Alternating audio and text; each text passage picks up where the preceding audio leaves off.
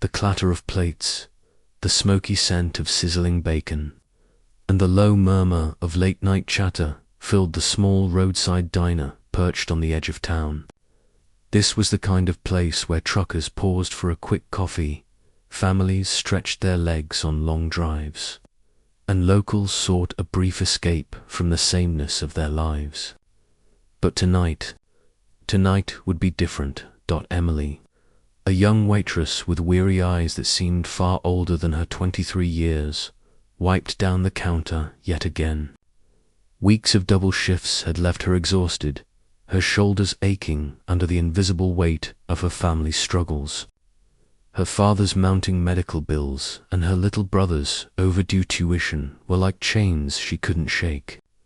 She forced a smile at every customer, not out of joy, but out of necessity, because there was simply no other choice. It was late, the kind of evening where the world feels slower, when suddenly the roar of engines split the night. The diner's windows rattled, conversations faltered, and every head turned toward the parking lot. 6 bikers pulled in, leather jackets gleaming under the neon lights. The word bikers rippled through the room, a quiet warning that made people shrink in their seats. Boots stomped on the pavement, tattoos snaking up arms, beards tangled and wild. They carried a presence that made even the seasoned truckers glance twice. Mr. Wilkins.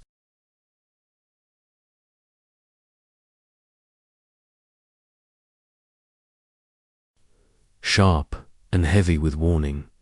Don't serve them. We don't need their kind here. Emily froze, understanding the weight behind his words. Judgments, fear, assumptions, she'd seen it all before. Yet then, one of the bikers caught her gaze. A man, probably in his late 40s, with rough hands and a face weathered by life. Yet his eyes tired, kind eyes met hers. He gave a small, almost shy nod and said, in a voice that was gentle and surprisingly soft, "Mom, can we get a table?" Emily's heart skipped. There was something about him, something that didn't fit the story everyone assumed about these men. And in that moment, she felt the first flicker of curiosity mixed with a spark of something like hope. Emily hesitated, her hand tightening around the coffee pot. In a split second, her mind raced back home to the unpaid bills stacked neatly on her nightstand, to the late-night calls from the hospital about her father's condition, to her little brother's bright, hopeful smile whenever he talked about finally finishing school. And then she thought about something else: fairness. Was it really right to judge these men just by how they looked? Swallowing her fear, Emily straightened her shoulders. With quiet courage, she forced a gentle smile and said, "Of course. Right this way." She led them to a booth, handed out menus, and poured their coffee with the same warmth she showed every other customer. No hesitation, no coldness, just kindness. And to everyone's surprise, the bikers were nothing like the whispers suggested. They spoke softly, saying please and thank you. They chuckled among themselves, careful not to disturb anyone around them. No trouble, no attitude, just men enjoying a simple meal. But across the diner, Mr. Wilkins watched closely, his jaw tight, his eyes burning with quiet anger. When Emily brought the check at the end of her shift, one of the bikers looked up at her and said gently, "Thank you, miss. Not many people treat us like human beings. You've got a good heart." He left a tip so large that Emily's hands trembled as she counted it, her breath catching in disbelief. But before she could even slip the money into her apron, Mr. Wilkins stormed over, his voice sharp as ice. "You're fired," he snapped. "I told you not to serve them. You disobeyed me. Pack your things." The diner fell deathly silent. Every eye locked onto Emily as the tray slipped from her fingers and clattered to the floor. Fired just like that for choosing kindness. Tears burned in her eyes as she grabbed her purse and stepped out into the cold night. Her future suddenly darker than she ever imagined. The next morning, Emily woke with despair pressing heavy on her chest. Her father's medicine needed refilling. Her brother was counting on registering for classes. And now no job, no income, no safety net. For the first time, she wondered if giving up might be easier. But deep down, something inside her refused to let go just yet. Then something unexpected happened. Around noon, as Emily sat on the porch of her tiny apartment, staring blankly at the cracked sidewalk, the deep roar of motorcycles cut through the quiet street. Her heart jumped, a mix of fear and curiosity twisting in her chest. The same bikers from the diner pulled up. Emily rose slowly, unsure, her palms clammy, her mind racing with questions. But the leader stepped forward, his tall frame silhouetted against the sun, and held out a neatly folded newspaper. "Have you seen this?" he asked, confused.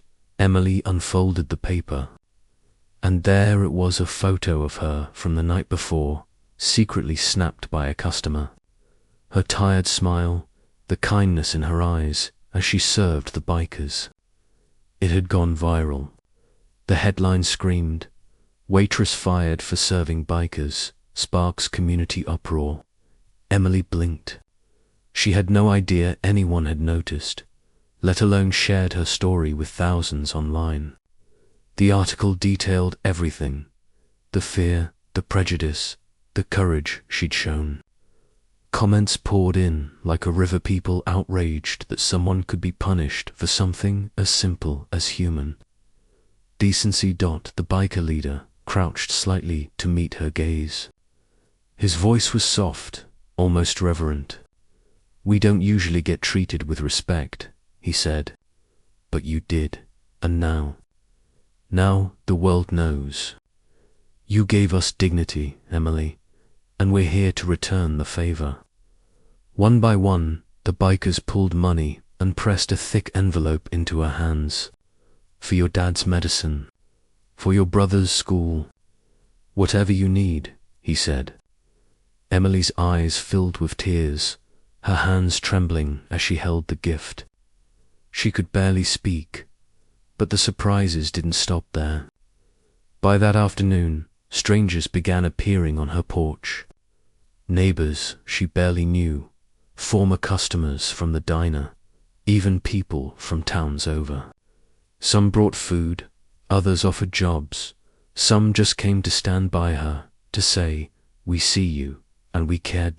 In a matter of days, Emily wasn't just another young waitress struggling to survive. She had become a symbol, reminder that kindness could stand strong, even when the world seemed cruel and unfair. Her story spread across TV screens, blogs, and news channels. Everyone wanted to know about the girl who refused to judge, who served with her heart when others only saw appearances. And for the first time in a long while, Emily allowed herself to hope. Donations kept pouring in, arriving like little lifelines from every corner of the city. Job offers came from restaurants that wanted someone with Emily's heart and courage. Even the diner that had fired her. Business collapsed. Customers boycotted. And before long, Mr. Wilkins had no choice but to close the doors for good. It wasn't an easy road. Emily still carried the memory of that first night, her fear, the sharp sting of being fired, the worry that she wasn't enough for her family. Whispers followed her, judgmental eyes reminding her of those who thought she had been foolish. Yet, despite the weight, she pressed forward, fueled by love for her father and her little brother, and she discovered something extraordinary. Sometimes Doing the right thing means standing alone for a while, until the world finds the courage to stand with you. That single act of kindness, the choice to see people for who they are, not what they look like, sparked a movement. People talked. People acted. People remembered. Emily's life changed forever. Not because of fame, but because she had chosen compassion over fear. One small choice had created a ripple so big.